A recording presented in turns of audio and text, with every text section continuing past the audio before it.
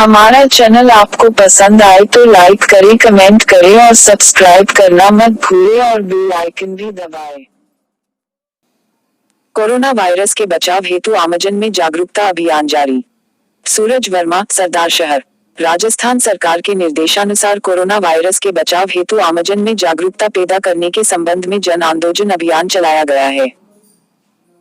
जन आंदोलन अभियान पालिका क्षेत्र में चलाया जा रहा है। इसी क्रम में नगर पालिका द्वारा गठित 3 टीमों द्वारा वार्डों एवं मुख्य बाजार आदि स्थानों पर मास्क वितरण किए गए व दुकानों एवं घरों पर स्टिकर चिपकाए गए एवं कोरोना से बचने के लिए सावधानी बरतने हेतु सुझाव दिए गए। राज्य सरकार के निर्देशानुसार नगर पालिका अधिकारियों एवं कर्मचारियों द्वारा कोरोना जागरूकता हेतु वार्डवार गठित टीम द्वारा मोहल्लों एवं मुख्य बाजार में लोगों को कोरोना हेतु जागरूक किया जा रहा है एवं बिना मास्क पाए व्यक्तियों से समझाइश की जा रही है। इस कार्यवाही के दौरान सुनील कुमार सोनी, प्रदीप मीना, मदनलाल माली, शुभकरण भाट, मुकेश लाहोरा, विजय सिंह एवं अनिल कुमार आदि उपस्थित थे। अधिशासी अधिकारी द्वारा नागरिकों से अपील की गई कि घर से बाहर मास्क लगाकर ही निकले व सोशल डिस्टेंसिंग की पालना करें एवं सैनिटाइजर का प्रयोग करें। सरकार के गलत रवैये के चलते निजी स्कूलों के शिक्षक काली दीपावली मनाने मजबूर। सूरज वर्मा, सरदार शहर। स्थानीय के केसी अकेडमी में निजी शिक्षण संस्था संघ के द्वारा सरकार की अव्यवहारिक नीतियों और दुर्भावनापूर्ण रवैये के विरोध में बैठक का आयोजन किया गया। कार्यक्रम की अध्यक्षता मनोज कुमार शर्मा ने की। बैठक को संबोधित करते हुए भरत गौड़ ने कहा कि 7 माह से चली आ रही निजी स्कूलों, सरकार एवं अभिभावकों की फीस के मुद्दे को लेकर रस्साकशी अब गंभीर मोड़ पर पहुंच गई है। फीस के अभाव में निजी स्कूलों की आर्थिक स्थिति अब बदहाल हो गई है। प्रदेश में 50,000 निजी शिक्षण संस्थाओं के 11 लाख कर्मचारी आर्थिक मार को झेल रहे हैं। सरकार की गलत नीतियों के कारण सभी को काली दीपावली मनाने पर मजबूर होना पड़ेगा और सरकार के विरुद्ध सड़कों पर आना पड़ेगा। किशोर सिंह राठौर ने कहा कि सरकार को निजी विद्यालयों के लिए आर्थिक पैकेज जारी करना चाहिए जिससे निजी स्कूलों के शिक्षकों के घरों पर दीपावली जैसे पर्व पर राशन उपलब्ध हो सके, अन्यथा मजबूर होकर परिवार सहित सड़कों पर उतरना पड़ेगा। शुभकरण पारीक ने आरटीई की बकाया राशि का भुगतान दीपावली से पूर्व करने की मांग करते हुए कहा कि सरकार के मंत्री और अफसरों के घरों पर दीपावली पर्व पर पकवान बनेंगे और क्या निजी स्कूलों के शिक्षकों के घरों के चूल्हे भी नहीं जले। इस अवसर पर हरीश शर्मा, नारायण लाटा, भानुप्रकाश दानोदिया, महावीर प्रजापत, अनुराग मिश्रा, अजय काजला, नजीर खान, पवन डागा, जगदीश मुंड, अशोक धौलपुरिया, नसीम खान, महावीर मेघवाल, मांगीलाल भामभूत, नानूराम जाट, रामलाल सारण, किशनलाल प्रजापत, श्री भगवान स्वामी आदि संचालक मौजूद रहे। मैं बताना चाहूँगा कि इस कोरोना संक्रमण के चलते हुए पिछले 7.5 महीने से निजी शिक्षण संस्थाएं बंद है और उनकी आमदनी का जो भी जरिया था वो सारा बंद हो चुका है। ऐसी स्थिति के अंदर राजस्थान भर के 50,000 निजी शिक्षण संस्था और उनमें काम करने वाले 11 लाख कर्मचारी आज दर दर की ठोकरें खाने के लिए मजबूर है। उनके लिए अपने रोजमर्रा के खर्चे चलाने के लिए पैसे नहीं हैं। तो ऐसी स्थिति में हमने मजबूर होकर के, जब सरकार हमारी बात नहीं सुन रही है किसी भी प्रकार से, तो हमने आज ये प्रेस कॉन्फ्रेंस आयोजित की है मीडिया के बंधुओं से सहयोग की अपील के साथ कि आप हमारा सहयोग करें और इस बहरी सरकार के कानों तक हमारी आवाज़ पहुंचाएं। मैं बताना चाहूँगा कि हमारे आरटी के पैसे जो पिछले 2-3 सालों से बकाया चल रहे हैं, वो हमारी एक प्रमुख मांग है सरकार से कि उनके पैसे दीपावली से पूर्व हमें दिए जाएं ताकि हमारे बच्चे भी, हमारे कर्मचारियों के बच्चे भी दीपावली मना सकें। और अब स्थिति ये हो गई कि हमारे कर्मचारियों ने भी हाथ खड़े कर दिए। वो कह रहे हैं कि आप 7 महीने से हमें लुभावने आश्वासन दे रहे हैं लेकिन आपके पास देने के लिए पैसे नहीं हैं, तो हम आपके यहाँ काम नहीं करेंगे। तो ऐसी स्थिति में हमारे पास एक ही रास्ता बचा है कि हम हमारे संस्थानों को ठप कर दें, बंद कर दें और घर बैठ जाएं, कोई अन्य काम ढूंढे, क्योंकि सरकार तो हमारी सुननी नहीं है। माननीय उच्च न्यायालय ने फीस वसूली के लिए सितंबर में एक अंतरिम आदेश जारी किया था, उसको भी इस सरकार ने अवमानना कर रही है, उसकी मान नहीं रही है। अगर वो भी लागू कर दे तो एक बहुत बड़ी राहत निजी विद्यालयों को मिलेगी। तो ऐसी स्थिति में हमारी संगठनों का एक मांग है कि अगर सरकार ये चाहती है कि अभिभावकों पर अतिरिक्त बोझ नहीं पड़े तो वो बोर्ड परीक्षाओं का शुल्क माफ कर दे विद्यार्थियों का, और निजी विद्यालयों को आर्थिक पैकेज के रूप में उन बच्चों की फीस है वो हमारे खातों में डलवा दें ताकि हम भी सर्वाइव कर सकें और वो बच्चे और अभिभावक है वो भी आर्थिक रूप से पीड़ित नहीं हो। ये हमारी प्रमुख मांगे हैं। सरकार की रणनीति क्या है, उनकी सोच क्या है, ये तो हम समझ नहीं सकते, क्योंकि माननीय हाईकोर्ट के द्वारा आदेशित करने के बाद भी उनके मंत्री और अधिकारी है जो विभिन्न बेतु के बयान जारी करते हैं और आदेश जारी करते हैं जो सरासर उच्च न्यायालय की अवमानना है। लेकिन अगर यही स्थिति जारी रही तो हम 50,000 स्कूल संचालक और उनमें काम करने वाले 11 लाख जो कर्मचारी है उनके परिवार सहित हम सड़कों पर आकर के एक उग्र आंदोलन करने के लिए मजबूर होंगे और हमारी शिक्षण संस्थाएं हम ठप बंद करके बैठ जाएंगे। तो सरकार को शायद हो सकता है कि तब यह सरकार हो सकता है इंतजार कर रही होगी कि हजारों की संख्या में निधि संचालक और जो कर्मचारी हैं वो कहीं आके सामूहिक कुछ ऐसे अप्रिय कदम उठाएं, तब हम चाहते हैं तो हो सकता है। लेकिन अब आगामी रणनीति है एक बहुत बड़े आंदोलन की संपूर्ण राजस्थान स्तर पे, जिसके लिए हम सरकार को पहले से ही आगाह कर रहे हैं। पर्यावरण संरक्षण के लिए जीवन में बदलाव जरूरी है, डॉक्टर मोनिका सैनी। सूरज वर्मा, सरदार शहर पर्यावरण समिति की डॉक्टर मोनिका सैनी ने कहा है कि राजस्थान के मुख्यमंत्री अशोक गहलोत ने दिवाली पर पटाखों को प्रतिबंधित कर बेहद सराहनीय फैसला किया है। यह सच में बहुत ही निडरता भरा फैसला है। पटाखों से वातावरण प्रदूषित होता है, ध्वनि प्रदूषण फैलता है जो इंसानी जिंदगी के स्वास्थ्य पर अत्यधिक मात्रा में नुकसान पहुंचाता है। पटाखे फोड़े जाने पर जो धुआं फैलता है उससे दमा मरीजों को बेहद नुकसान पहुंचता है। उन्होंने कहा कि कोरोना ने हमारी दैनिक दिनचर्या और त्योहारों को बेहद प्रभावित किया है।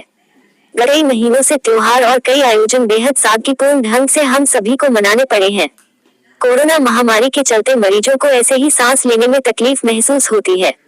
ऐसे में अगर दीपावली के त्योहार पर पटाखे फोड़े जाते तो कोरोना मरीजों को और दमे के मरीजों को बहुत परेशानी झेलनी पड़ती। ऐसे समय में राजस्थान राज्य के मुख्यमंत्री ने निडरतापूर्ण फैसला लिया है। इससे भारत में राजस्थान पहला राज्य बन गया है जिसमें पटाखों को प्रतिबंधित किया गया है। हमारे मुख्यमंत्री जी के फैसले का और भी राज्य अनुसरण करेंगे। सैनी ने कहा कि दीपावली एक खुशियों का त्योहार है, इसको इस बार शांति से खुशहाली के साथ मनाएं। अपने स्वास्थ्य के प्रति बिल्कुल भी लापरवाही ना बरतें। साथ ही दूसरों के स्वास्थ्य का भी ध्यान रखना बेहद जरूरी है। इसलिए पटाखों पर खर्च करने के बजाय एक दूसरे और जरूरतमंद परिवारों को मिठाई, कपड़े और जरूरत का सामान पहुंचाकर उनके चेहरे पर मुस्कुराहट लाने की कोशिश करें। सड़कों के निर्माण पर निकाय विभाग ने लगाई रोक, सूरज वर्मा, सरदार शहर।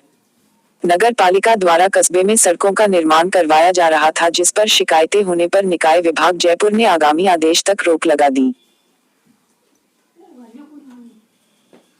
कस्बे की नगर पालिका के अधिशासी अधिकारी शिवराज कृष्ण द्वारा किए जा रहे पद के एवं राजकीय राशि के दुरुपयोग को रोकने के संबंध में सरदार शहर की आम जनता की तरफ से निदेशक स्थानीय निकाय विभाग जयपुर को दिए गए ज्ञापनों पर निदेशक स्थानीय निकाय विभाग जयपुर ने दिनांक 29 अक्टूबर 2020 को आदेश जारी कर निर्देश दिए हैं कि नगर पालिका सरदार शहर में RUIDP द्वारा जिन स्थानों पर सीवर लाइन डाली जानी है उन स्थानों पर करवाए जा रहे सड़क निर्माण कार्यों को अग्रिम आदेशों तक स्थगित किया जाकर पालना रिपोर्ट भिजवाया जाना सुनिश्चित करें।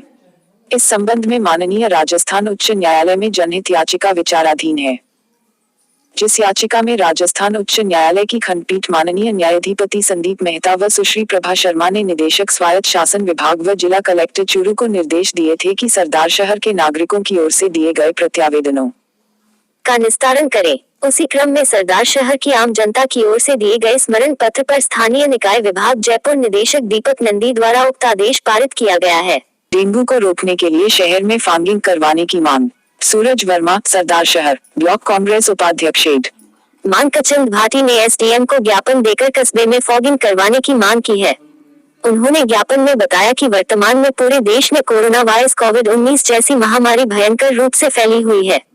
कोरोना के साथ साथ अब डेंगू बुखार ने भी पैर पसारने शुरू कर दिए हैं, जिससे साहवा में 6 लोगों की मृत्यु हो चुकी है और सरदार शहर में भी डेंगू का प्रकोप शुरू हो गया है। इसलिए डेंगू बुखार की रोकथाम के लिए यह आवश्यक है कि नगर पालिका और सरकार अपने स्तर पर प्रत्येक मोहल्ले में जांच करवाकर फॉगिंग करवाएं। जनजीवन की सुरक्षार्थ और डेंगू जैसी जानलेवा बीमारी पर रोक लगाने के लिए फॉगिंग की व्यवस्था करवाई जावे। मास्क वितरण व शपथ दिलाकर विद्यालय परिवार व ग्रामीणजन को किया जागरूक। चूरू 2 नवंबर राव मावी रत्नादेसर में समाजसेवी पर्यावरण प्रेमी शिक्षक बाबूलाल तुंगरिया ने प्रधानाचार्य लूनाराम के सानिध्य में कोरोना वायरस संक्रमण रोकथाम अभियान के तहत मास्क वितरण कर कोरोना वायरस के बचाव के लिए शपथ दिलाकर विद्यालय स्टाफ व ग्रामीणों को जागरूक किया। राजस्थान शिक्षक संघ शेखावत के जिला वरिष्ठ उपाध्यक्ष सुरेंद्र सीगर ने कहा कि प्रत्येक व्यक्ति को अनुशासित रहते हुए स्वयं का बचाव करना चाहिए। स्वयं स्वस्थ रहेंगे तभी परिवार, समाज व विद्यालय को स्वस्थ रख पाएंगे। तुंगरिया ने कहा, हमें सार्वजनिक स्थानों पर 2 गज की दूरी, मास्क रखना व बार बार साबुन से हाथ धोने चाहिए। सार्वजनिक स्थानों पर न थूके, भीड़ भाड़ वाली जगह पर जाने से बचे, विश्वसनीय सूचनाओं पर भरोसा करने की बात कही। प्रधानाचार्य लूनाराम ने तुंगरिया द्वारा किए जा रहे कोरोना बचाव व पर्यावरण के लिए किए जा रहे कार्यों की सराहना की। इस अवसर पर अमरा राम गोदारा, बनवारीलाल शर्मा, पारीक, कुराराम, किशनलाल हर्षवाल, उमेद सिंह कुम्हार, गिरधारीलाल स्वामी, अशोक वर्मा, कन्हैयालाल स्वामी व मनोज छापोला आदि उपस्थित थे। राज्य सरकार के निर्देशानुसार कोरोना बचाव हेतु 11 बजे कोरोना संक्रमण से बचाव के लिए विद्यालय स्टाफ व ग्रामीण जनों को साथी बाबूलाल तुंगरिया द्वारा कोरोना बचाव की शपथ दिलाई गई। इस अवसर पर प्रधानाचार्य श्री लूनाराम जी तालनिया ने बाबूलाल तुंगरिया द्वारा विद्यालय के लिए, समाज के लिए एवं गांव के लिए जो प्रयास किए जा रहे हैं कोरोना बचाव हेतु, एक जागरूकता फैलाई जा रही है, उन कार्यों की बहुत बहुत प्रशंसा की गई। धन्यवाद। दिखाओ वाइट। तारानगर में पंचायत समिति व जिला परिषद के चुनावों को लेकर सरगर्मियां तेज हुई। भाजपा ने पंचायत चुनाव प्रभारी बसंत शर्मा व सह प्रभारी जितेंद्र शर्मा को तारानगर भेजकर पंचायत समिति व जिला परिषद के सीटों पर होने वाले चुनावों के भावी प्रत्याशियों व टिकट के दावेदारों के आवेदन पत्र स्वीकार किए।